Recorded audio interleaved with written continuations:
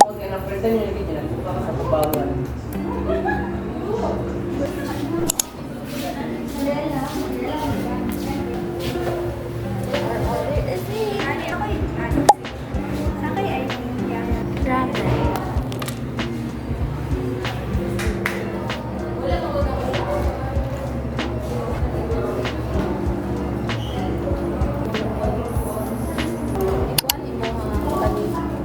Butangis siya.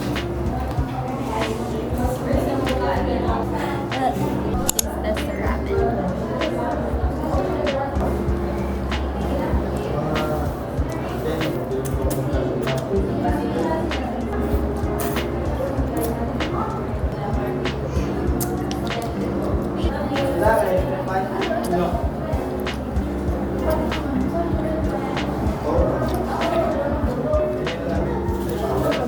Yung mga balong chopstick guys. So, yeah.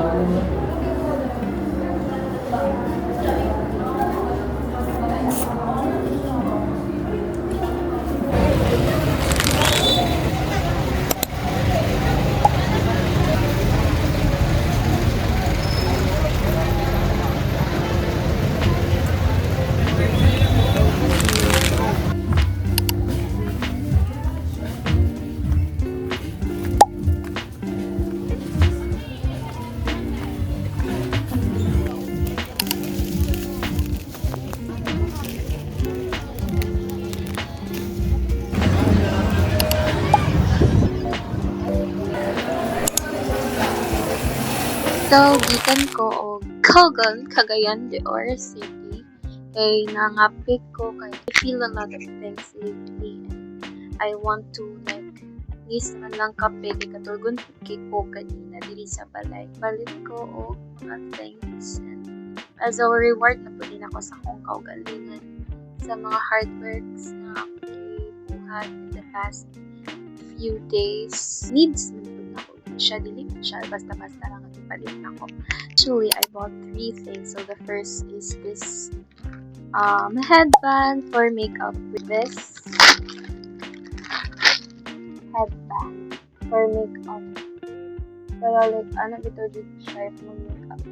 Ito ko man kay siya. Para dili bitaw wala kay sa kabel. Makeup ko so ako na siyang gisuot. It's giving girly vibes. So guys, wala din na ano ang kuan. Saya nga, oy. Nalobat ako isa ka mic. So yeah, magbalik daw og unboxing sa mga things. So mana naman ni ang kan siya. Diba? Next is this one. This ano to big ka trauma na ko guys. So this is the eyeshadow na akong gibay from Everbeauty. Actually, na-shade na ako. Na-shade. Pero nakuha na ako yung mga shades bitaw. Ipakita yapon ako ito sa inyo guys. So this is the eyeshadow palette in the shades.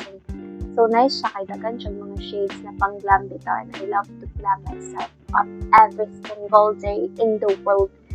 And yes, mo ni siya from Everbeauty. Love it na lang yung mga pag-shake. Pang swatch na ako siya kaganina but wala man din na record because nalobat. So I'm so sorry. Then lastly is this one. This is a bracelet.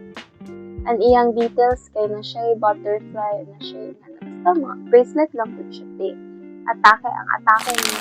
So guys, tomorrow will be a long day I guess kay sa morning is madto ko sa school kay na lecture series and my presence is really needed. Ala oy. Kaway ka nang kailangan jud mo adto kay as an officer, as a vice president of our organization, I have to be present there. Because we are responsible citizens. And after that is, I think, prepare na pud ko for Sunday service. Paspas na kay ang panahon, te. But ako bitaw, akong ginaplan yun this month up until to the very next month of this year is mag-vlog yun ko. Like, balag gamay lang ang clips every single day para napod ko ma-post now. Even though dili siya sa yun, te, kay daghan kayo nangyayari sa akin buhay. This March is mag-proposal defense me and also and atiman na pud mi sa mga internship and kana na pa mi short film making and na pa mi research campaign research So yeah, ang third year is quite busy compared to the other years because it's like a transitional year for internship sa MOA. Kabalo mo ang uban ng mga programs kay ang internship is sa ay ganang fourth year, but for us it's the summer. So we have no summer this year. So currently mag-internship and ka-pray pa ko if asa ko mag-intern for May kay daghan man gid kay kong mga choices gid, but I'm praying always gid ko kapag guide sa Ginoo if unsay mga decisions na ko sa akong kinabuhi kay last time is sa Davao unta technically sa Davao unta ko with my other friends, other classmates, batchmates, but sige na ko pray kapag kong sign because it's not very light man good if mo adto sa Davao for internship knowing na I'm from CDO and 250 hours ako i-google dito, so almost a month and beyond jud siya dito, and daghan bayon and such things in the world. So mo to nag-pray ko if unsa man jud, and pag pray na ko daghan og mga opportunities ang ni pop up and mga responsibilities na need na ko buhaton for the month of April and May. So I decided not to pursue my internship sa Davao na lang. Here na lang ko sa CTO.